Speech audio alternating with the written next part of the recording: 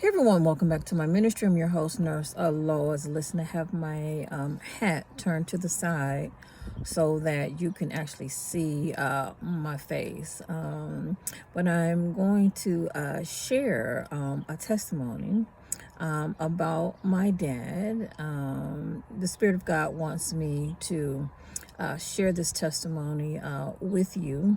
I am a daddy's girl. I look exactly like my dad.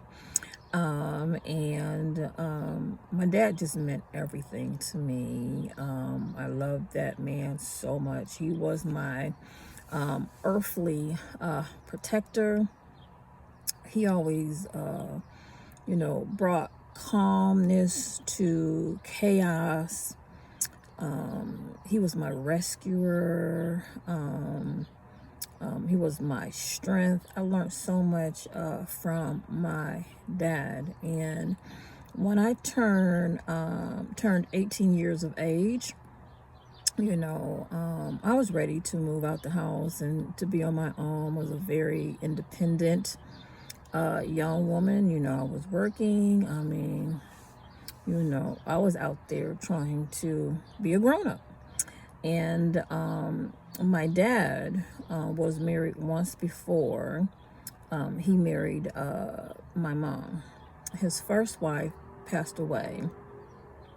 She was a diabetic. She was in the hospital in the South, woke up from a diabetic coma, where she saw some kind of picture next to her bed. She thought it was water. She was thirsty, drunk it, and she died. It was not water. My dad lost his first wife, and then my dad met my mom, and I was the firstborn to my mother, firstborn to my dad. And I came out looking just like my dad. Nose, eyes, skin tone, long legs, all that, okay? Just like my dad. And my dad meant the world to me. He just meant everything to me. And he was the person I could go to and just, open up and talk to my dad about stuff. And he would point me to the right direction. So, I'm 18, I'm out on my own, I'm working, and my dad wants me to meet this woman that he's thinking about marrying, right? And I met her. Came to my dad's house, met her, and instantly I knew she was not the one for my dad. It was something she said. God just let me hear it in her words that she was going to be using my dad. She was going to use my dad for his money, for his beautiful home, for everything. We lived out in, a beautiful suburb, and she had children, and she wanted to take her children, from the location that she was living in into a wealthy place, and, raise her children. All that would have been nice if there was, if she loved him, like if she was marrying my dad because she loved him, and, after I met her, I had a heart-to-heart conversation with my dad. I would do that from time to time, like whenever I saw something that was out of order, I would just talk to my dad. I would be like, Daddy, something not right with that, and I just told him, I said, hey, Daddy, she's marrying you for your money. And those words that I spoke to my dad that were true broke his heart. It wasn't my intention to break my dad's heart, but I did. I broke his heart telling him the truth. And, I'm young. I'm 18,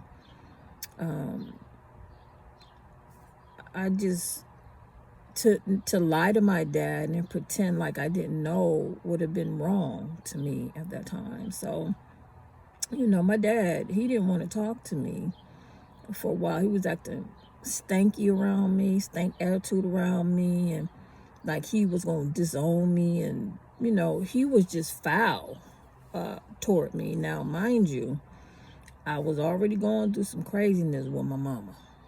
Okay? The craziness with my mama was there. And so I'm dealing with the craziness with my mother, and now my daddy acting funny because I told him the truth about this woman, right? So my daddy ended up getting married. He did the man thing, you know, paid all the bills, took care of her, you know, her children, and put them into great schools. And when they all got to a certain age, guess what that woman did? Packed up and left my daddy. She got what she wanted. Her goal was to secure a beautiful home and secure, you know, a place for her to finish raising her children and educating her children. When she was done, she left my dad. So, you know, I just kind of backed up, stayed out the way. So you see how the enemy was using both my parents at the same time. Okay? And so what ended up happening was my daddy called me one day and he told me the whole story. I said, Daddy, I'm so sorry to hear that. I said, but I tried to warn you. I said, Daddy, I tried to tell you because I love you, Daddy. I didn't want nothing bad to happen to you. I didn't want you to feel like you're feeling right now. I said, I was trying to protect you from being hurt. And my dad, he said, I am so sorry. I did not listen to you. You tried to tell me. He said, but I was in love. And when he said that, you know, I can understand that. He chose love and the feeling of love over the truth coming to him that this woman was getting ready to break his heart. And when I tell you she broke his heart, she broke that heart. And I was trying so hard. I was trying so hard to prevent them. There's some things, you know, you can't prevent. If you tell somebody something, if you tell somebody the truth, and they don't want to hear it, there's nothing you could do. All you could do is just pray and ask God to have mercy. And so, you know, after my dad reached out to me and we talked on the phone, I got on the road and drove back to see about him, check on him, you know, and to love on him. And when I walked up in the house, it was like this heaviness of depression up in the house. And you know, I wasn't going to be having all that. I'm used to my dad's energy not being depressed. He wasn't that type of a man where he was just broken and his heart was hurting. You know, he just wasn't like that. I'm used to seeing my daddy being strong and, you know, self-sufficient, of course, with God. And just a man who's at peace. But when I walked up in that house, depression was, as soon as I opened up the door, stepped in, depression was all up in the house. I could feel it. You know, I wasn't going for any of that. You know, with some praying going up in there, and brought some life back up into my daddy's house, brought some life back to my daddy. And one day my dad called me and he said, what type of woman should I be looking for?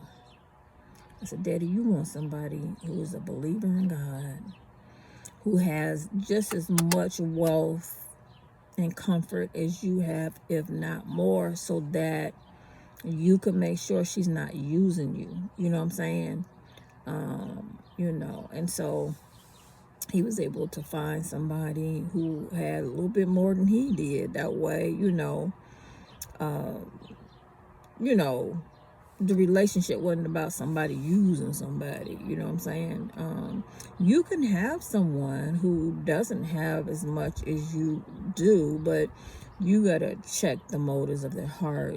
You got to make sure they're coming from a right place. I suggest that people bring whoever it is that they're interested in before a seer, a prophet, you know, somebody who has prophetic gifts from God, because, you know, if that person is a truth teller, they're going to tell you exactly what God shows them. Now, I can only see what God shows me. If God doesn't show it to me, I can't see it.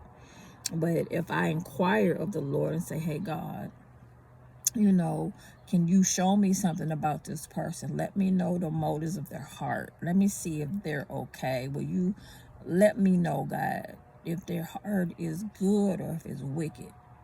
And God will show it to me. And you can say the same prayer. You can say the same prayer. God, I need to know the truth. Is this a good person that I call myself liking? Or are they a wicked person? And God will let you know if somebody is good or wicked. He'll let you know. He'll give you a vision. God will give you a dream. He'll give you a download. They'll do something. And when they do something, don't ignore it, because that's a red flag. God's showing you right there what's inside of their heart. Okay? So I'm just being obedient to God and sharing his testimony. And of course, God reconciled that relationship between me and my daddy. And he made up for lost time that he was cutting up, acting a fool, thinking I was trying to ruin his relationship with that woman. I was trying to protect my daddy's heart, but I couldn't. He couldn't. So out of that experience, and because how God talks to me, God is a straight shooter with me.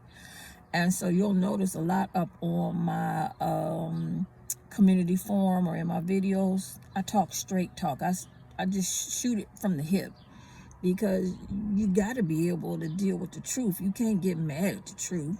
And people get mad at the truth. My daddy was mad when I told him the truth. So he was used to taking the truth from a lot of different areas, but when it came down to that love in his heart, my daddy was like, I don't want to hear that truth. And you got to be able to hear it, especially when you calling yourself in love with somebody. You got to see what's in their heart. If not, they can destroy you. My daddy was broken, y'all. That's what I was trying to prevent. I was trying to prevent my daddy's heart from being broken, but I couldn't, because he rejected the word of the Lord from his daughter. But yeah, God he doesn't want us to walk around with a broken heart. Something wrong with that. You don't go around breaking people's hearts. That's wicked and evil. Going around making people feel sad and bad. You know what I'm saying? And so, my motives were twisted. My motives were pure when I went to my dad, but my dad twisted my motives and came up with his own darn conclusion that was nowhere on track. It was off base. And often people do that with me.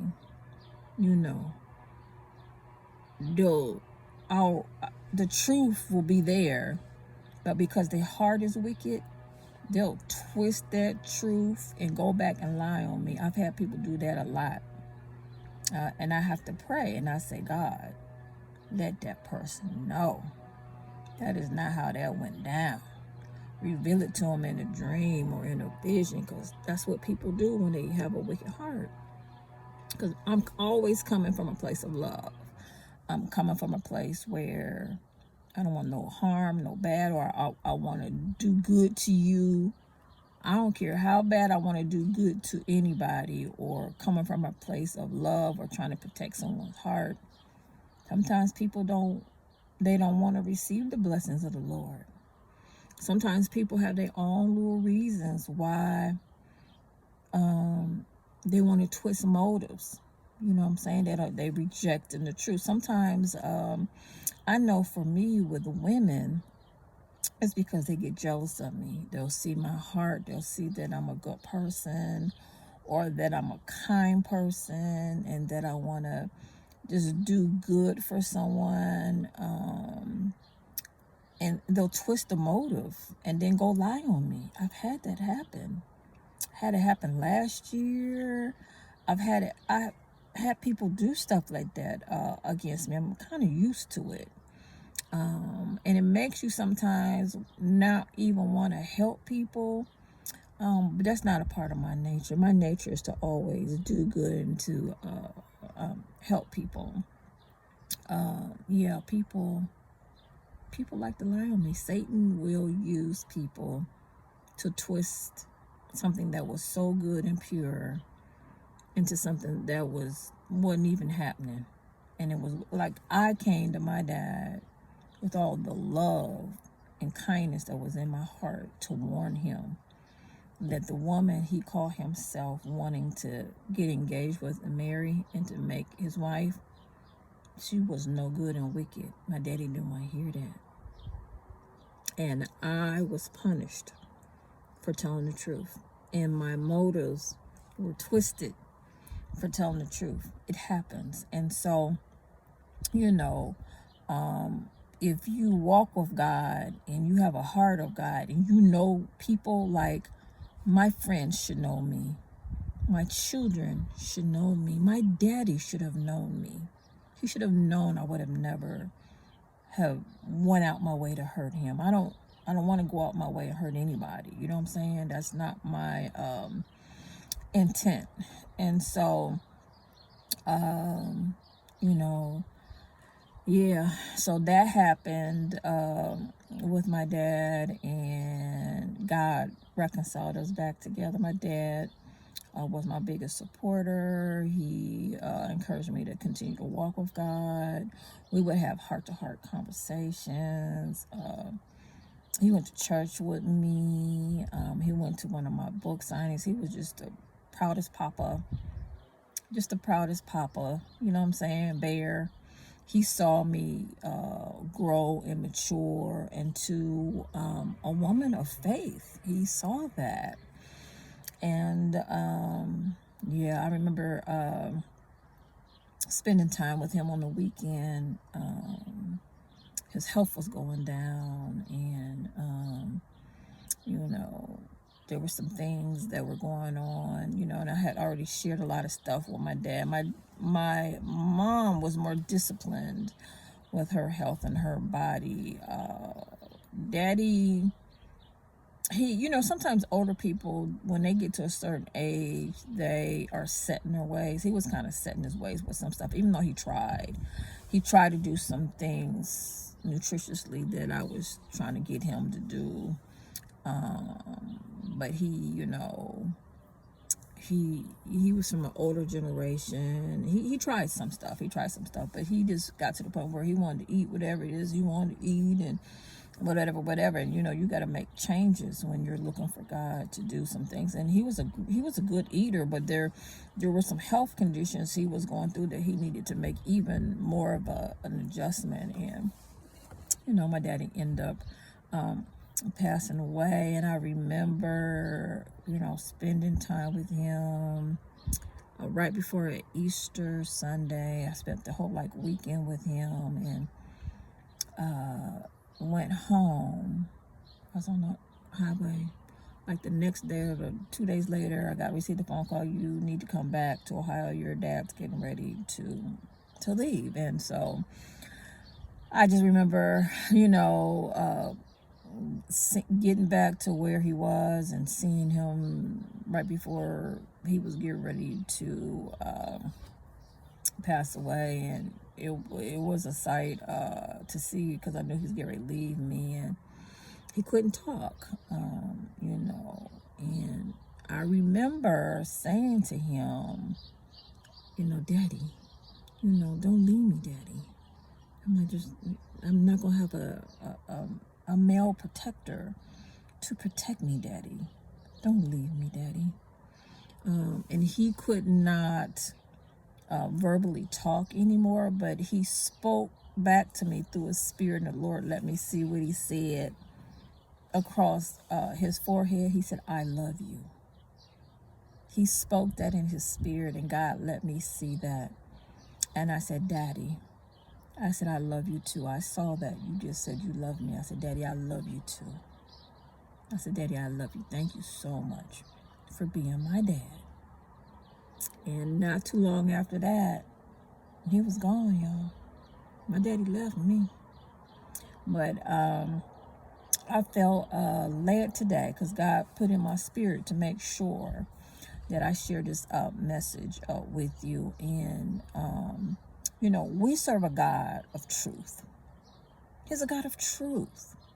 You know, and God shoots truth to me. He doesn't shuck and jive. He don't play around with it, it is what it is. I have to then adjust my attitude and get it together and deal with that truth accordingly. I demand people be truthful with me, be truth tellers. You know, my children, we have to tell each other the truth. I'm sorry, we got to tell each other the truth. You talk to me truthfully, I talk to you truthfully. We cannot be going around pretending and lying and all of that. We're not doing that. We're going to be truth tellers because God is a truth teller with me. And then, yeah, I think that's the only way to live. I think that's the best way to live, is to be real about everything and truthful about everything, even if it's something you don't even want to hear. I tell my friends that they have to get used to me. I tell my friends when they tell something to me, I tell them the truth of what I see. Because often if you talking to somebody who's a truth teller, they can share something with you that you hadn't even thought about to put into your thought process. And I listen for the truth too. I listen for other truth tellers to say something to me so I can wow, I didn't think about that. You know what I'm saying? Yeah, I think that's the only way to live life. I think if you're walking around lying, not being truthful, I think that's not being authentic. So I just wanted to share that with you. I was obedient to God in this area. And, the enemy was using both of my parents at the same time. And so, the word of God says that when your parents forsake you, then the Lord shall take you up. That's why I'm so close to God right now. That is why I'm so close to God right now. He is my everything, y'all. When my dad turned his back on me because I told him the truth about that woman who did exactly what I warned him about. And then, I already told you how my mother was acting. It just made me draw closer to God. I drew closer to him where he became my everything, and he's still my everything to this day. So this is Prophetess Nurse Lois, coming to you from the Lois Banks Ministry. God is a restorer. He reconciles relationships, all to the glory of God. And then, when God delivers you from something and you have a testimony, you have a responsibility to share your journey, help people get through, let people know that the story just doesn't end on a bad note, that everything works itself out for the glory of God and for our own personal growth and development. This is Prophetess Nurse Lois, coming to you from the Lois Banks Ministry. God bless you.